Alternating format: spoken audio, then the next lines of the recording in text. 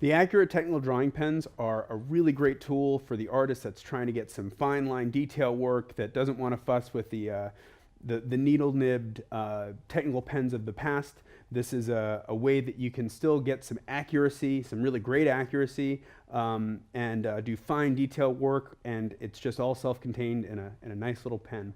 I'm going to show you right now the range is 9 different widths. We have a 0.05 all the way to 1 millimeter. And you can kind of see here the pens feature the number on both the top and the side, and there's a little window there you can look at the nib. But let's get a closer look, shall we? This is going to be your finest nib, and it's very important to maintain the line weight, because that's what you're getting out of this pen instead of just any other marker or brush tip. You want consistency. That's what artists often seek when using a pen like this, a consistent line size. And to do that, it's best, although not necessary if you want to change line weights, to keep it perpendicular. So this is going to be our thin line here, and you can see that creates a really nice, sharp, thin line. The ink is really rich, deep black. Just jump up a few sizes here. And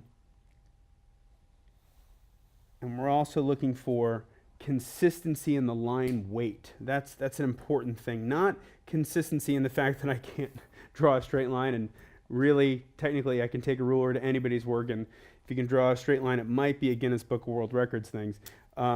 It's about the consistency of the width of that line for your detail work. And this is our 1 millimeter. One important thing that I want to mention about the Acurit technical pens is the blue line of pens is water soluble, okay? They will re-wet, which is a unique thing for technical pens, but I've found that I kind of enjoy that feature. Like if I don't want that feature, I can use, we have another range that's waterproof, but because they're so pigmented, it allows me to pull out color. So if I wanted to create shading or something, and I'm just going to do this quickly here, I can, let me just show you some different things. I can almost kind of treat it like a bit of a watercolor to some degree, and get gradients.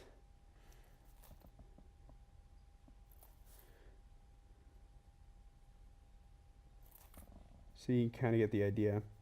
But whenever you finish a piece of artwork, if you want to make sure it doesn't re-wet, just like a watercolor or anything else, just cover it with a spray like acrylic varnish or sealer, and it'll be perfectly fine.